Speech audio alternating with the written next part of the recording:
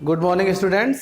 आज हम लोग दो चर राशि वाले रैखिक समीकरण युग्म में वर्ड प्रॉब्लम से स्टार्ट करेंगे और उनका स्टार्ट करेंगे संख्या वाले प्रश्नों से। ये बहुत आवश्यक प्रश्न है बच्चों, और कई बार बच्चों को करने में इसको कठिनाई आती है, तो बड़े ध्यान से समझेंगे तो बहुत बढ़िया तरीके से ये सॉल्व होंगे।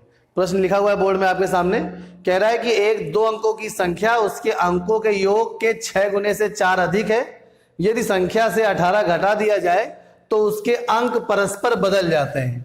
कह रहा है संख्या से 18 घटा दिया जाए तो उसके अंक परस्पर बदल जाते हैं। इस बात का भी क्या मतलब होता है ये सब सीखेंगे बच्चों। तो चलिए सबसे पहले कोई भी दो अंकों की संख्या सोचते हैं क्या होगी। जैसे उदाहरण के लिए मान लीजिए दो अंकों की संख्या 12 हमने सोची, तो 12 कैसे बनी है इस पे जरा विचार करें।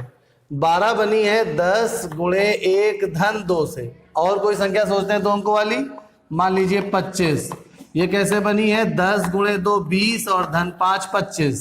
मान लीजिए 98। ये कैसे बनी है 10 गुणे 9 धन 8। मान लीजिए 90। ये कैसे बनी है 10 गुणे 9 धन 0। तो यहां पर देखिए जरा कुछ पैटर्न आपको मिल रहा है क्या।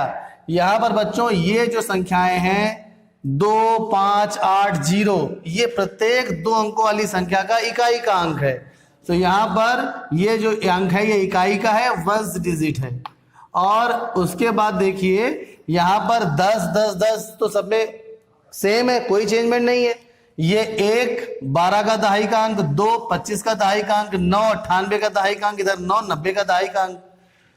तो 10 ऐसे ही रहेगा और गुणे दहाई का अंक, जगह का में तो हम केवल दहाई बोल रहे हैं, आप अंक समझेंगे। तो इसका मतलब है कि कोई भी बच्चों दो अंकों वाली संख्या है वो हमेशा इसी फॉर्मेट में रहती है, वो इसी तरह से बनती है कि 10 गुणे दहाई का अंक और धन इकाई का अंक। इस कॉन्सेप्ट को दिमाग में रखेंगे हम और अपना प्रश्न आगे करना शुरू करेंगे। चलिए, तो कह रहा है कि दो अंकों की एक संख्या उसके अंकों के योग के 6 गुने से 4 अधिक है। तो सबसे पहले दो अंकों की संख्या वाले प्रश्नों में आपको दहाई का अंक x मानना है और इकाई का अंक y मानना है। ये काम सबसे पहला है। तो सबसे पहले लिखेंगे माना दहाई का अंक बराबर x व इकाई का अंक बराबर y।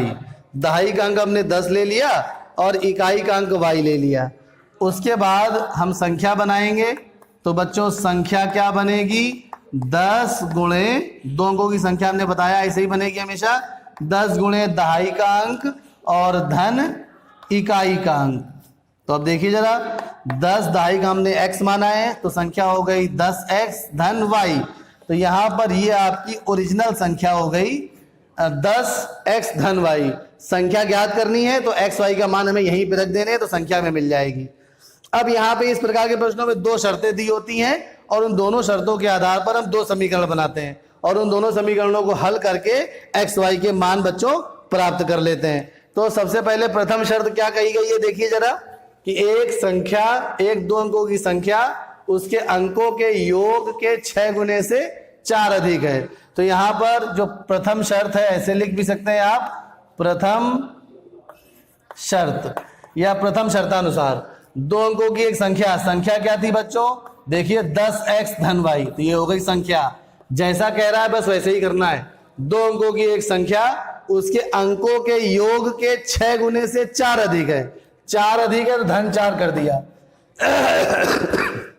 किससे 4 अधिक है, अंकों के योग के 6 गुने से। अंक कौन से हैं दहाई और इकाई, तो उनका योग क्या हो जाएगा x धन y और उसका 6 गुना, ब्रैकेट के बाहर 6 लगा देंगे। तो देखिए संख्या उसके अंकों के योग के 6 गुने से 4 अधिक आ गई।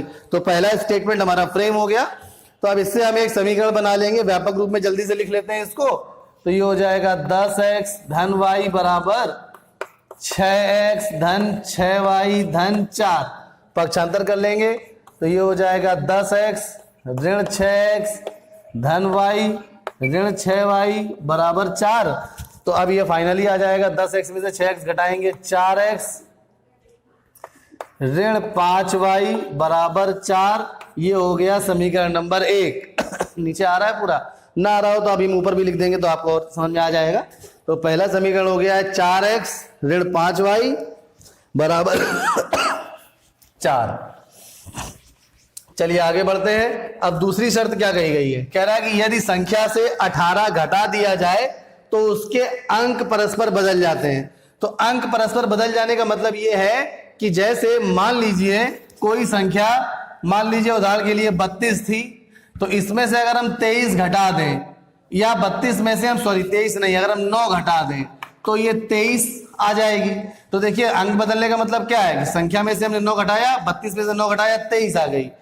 अब जो दहाई का अंक था वो इकाई में बदल गया, और जो इकाई का अंक था वो दहाई के स्थान पर आ गया। अंकों के बदलने का मतलब ये है कि 32 से संख्या 23 हो गई। कैसे 23 हुई, यहाँ पे हमने एक उदाहरण लिया है 9 घटाने पे। यहाँ पे प्रश्न में क्या कह रहा है, यदि संख्या से 18 घटा दिया जाए तो संख्या हमारे पास क्या है, संख्या 10x धन y है, इससे 18 घटाएंगे ऋण 18। तो अब यहाँ पे संख्या 10x धन y थी, और जब इससे 18 घटाया तो कह रहा है उसके अंक बदल जाते हैं। मतलब अंक बदल जाने का मतलब है कि अब ये पूरा पोर्शन अंकों को बदलने से प्राप्त संख्या के बराबर हो जाएगा, ये पूरा पक्ष। तो मतलब ये आ जाएगा 10y धन x के बराबर। तो अब इसको हल करके हम अगला समीकरण बच्चों प्राप्त कर लेंगे। तो अब ये तो हमने लिख दिया है, बढ़िया तरीके से लिख देते हैं। तो अब यहां पे लिखेंगे दूसरी शर्त है ये, द्वितीय शर्त।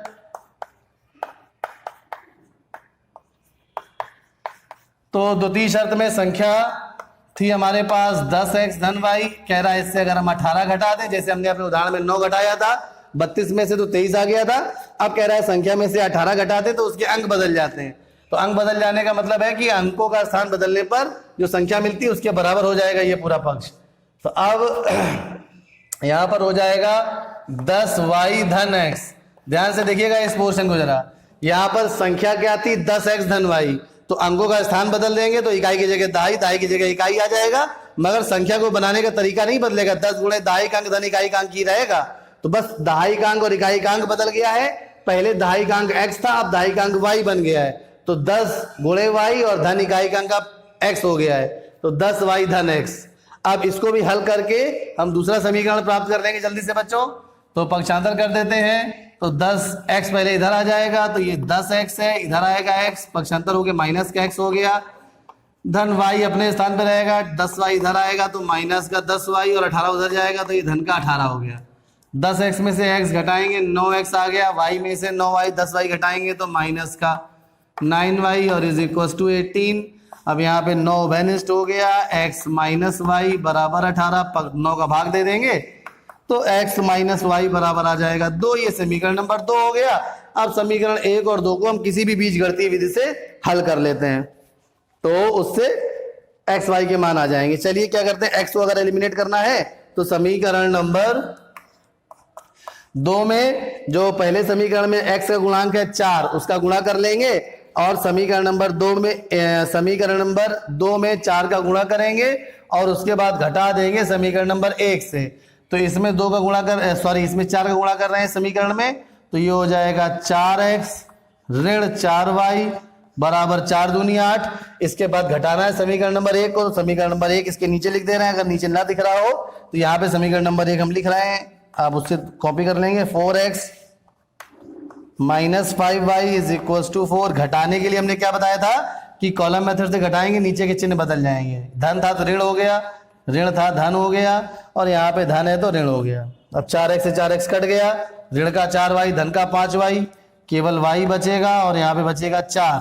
तो y का मान आ गया 4, अर्थात हमें संख्या में इकाई का अंक 4 मिल गया। अब y का मान रख देंगे समीकरण नंबर 2 में, तो y बराबर 4 समीकरण 2 में रखने पर, ये कौन सी विधि है बच्चों, ये है विलोपन विधि। यहाँ पे पहले हमने x को विलोपित कर दिया है, तो अब हम यहाँ पर y का मान 4 रखेंगे, तो x ऋण 4 बराबर 2। तो इधर फाइनली अब आ जाएगा, इधर लिख दे रहे हैं x बराबर बच्चों आ जाएगा 6। कैसे 6 आया, 4 का पक्षांतर कर दिया तो 4 धन 2 6। तो आप फटाफट आंसर स्टेटमेंट लिखेंगे।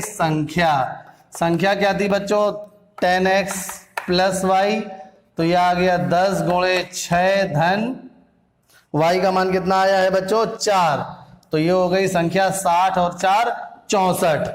तो अब यहाँ पे 64, अब अगर हम चेक भी करना चाहें अपना आंसर तो चेक भी कर सकते हैं। क्या कह रहा है कि एक 2 अंकों की संख्या अंकों के योग के 6 गुने से 4 अधिक है, तो अंकों का योग कितना होगा? 6 और 4 10, उसका 6 गुना, तो 10 का 6 गुना 60, 4 अधिक 64, देखिए संख्या आ गई।